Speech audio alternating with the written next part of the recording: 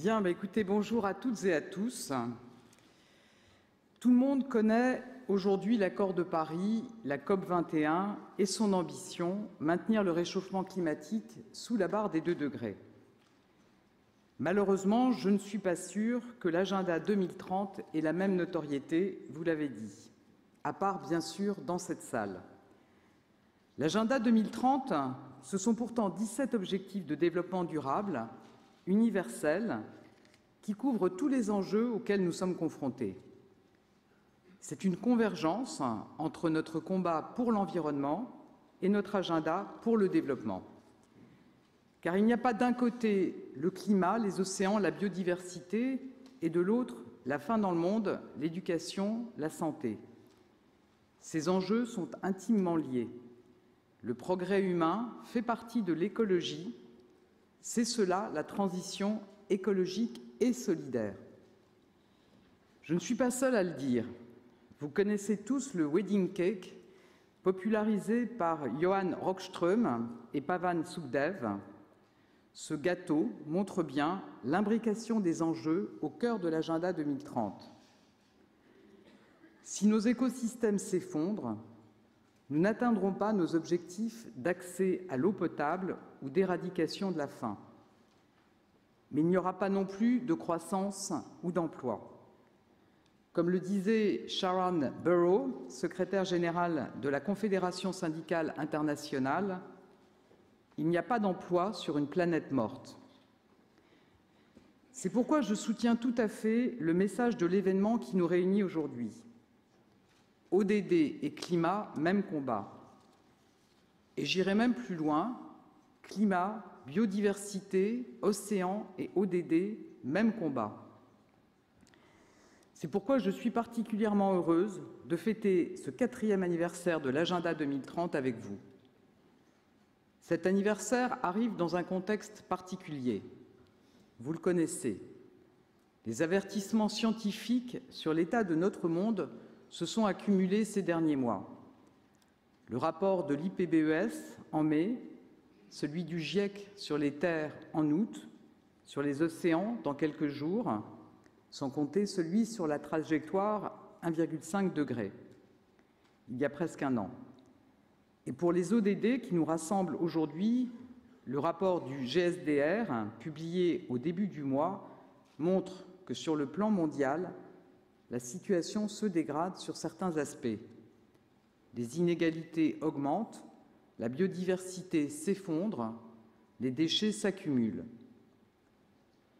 Il nous reste donc du chemin et en réalité, nous sommes tous des pays en voie de développement durable. Mais il faut aussi le dire, les temps changent. Le climat n'est plus seulement un sujet d'experts et c'est une bonne nouvelle.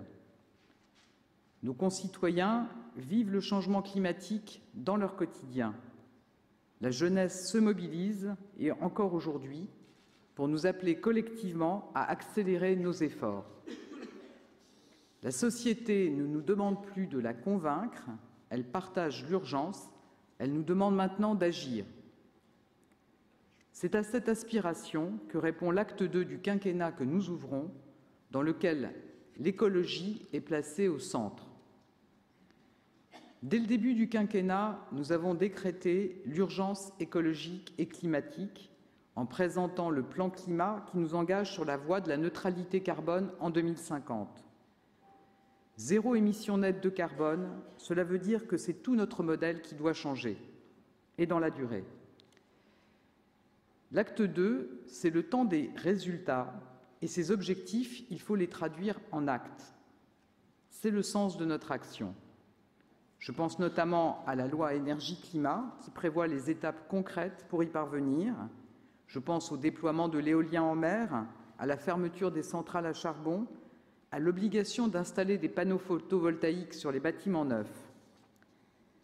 Je pense aussi, bien sûr, à la loi mobilité qui doit permettre à tous les Français de sortir de leur dépendance à la voiture, avec le forfait mobilité, le plan vélo ou encore nos investissements dans le ferroviaire. Nous accompagnons une mobilité plus propre pour tous et dans tous les territoires. Mais réussir cette transition demande aussi une méthode. Lorsque nous avons un cap, on s'y tient et on se donne les moyens de l'atteindre. Nous fixons par exemple la fin des passoires thermiques en 2028 et nous laissons le temps aux propriétaires de s'adapter. Nous accompagnons ceux qui en ont besoin. Cette mobilisation implique de mettre la transition écologique au cœur de nos politiques publiques.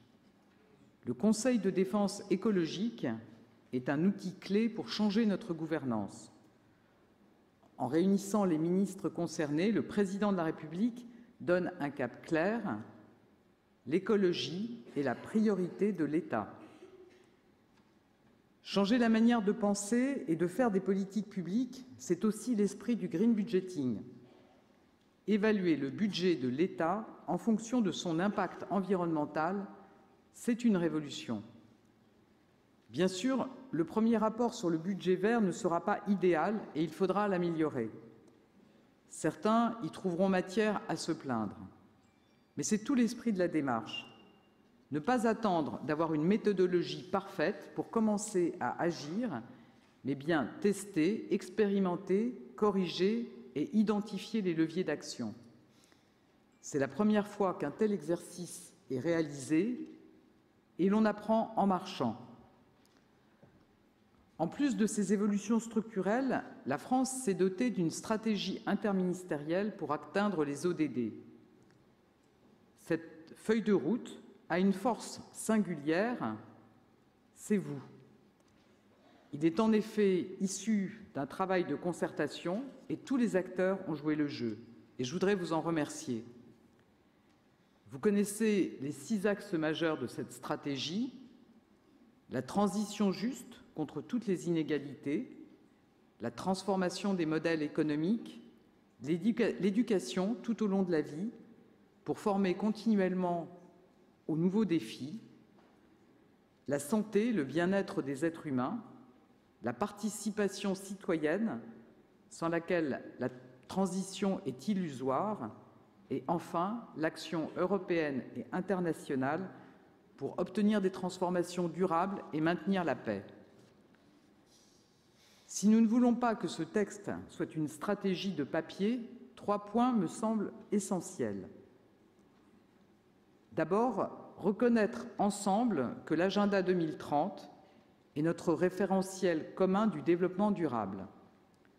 Se l'approprier, bien sûr, mais aussi l'offrir à notre jeunesse, ce que nous faisons avec Jean-Michel Blanquer. C'est ce que nous faisons aussi en intégrant l'agenda 2030 dans le service national universel. Et je sais que vous en livrerez aujourd'hui de nombreux exemples. Ensuite, pour que cette stratégie vive, nous devons fédérer une communauté d'action pour les ODD, de l'individu au collectif, et pour cela, les territoires sont indispensables. Enfin, il nous faut faire de l'agenda 2030 un outil d'évaluation et de débat, y associer les citoyens et les parlementaires pour nourrir le débat démocratique. Je me réjouis que tous les acteurs soient aujourd'hui dans cette salle afin de présenter leurs actions et de partager leurs expériences. Mesdames et messieurs, je ne souhaite pas un autre monde que celui de l'agenda 2030. Un environnement sain, la paix, l'éducation pour toutes et tous, l'eau potable pour chaque être humain, c'est une vision pour laquelle le combat mérite d'être mené.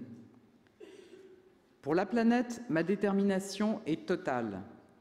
Je sais pouvoir compter sur votre vitalité et vos initiatives. Nous avons ensemble toutes les cartes pour réussir la transition écologique. Alors, faisons de l'agenda une réalité. Je compte sur vous et vous pouvez compter sur moi. Je vous remercie.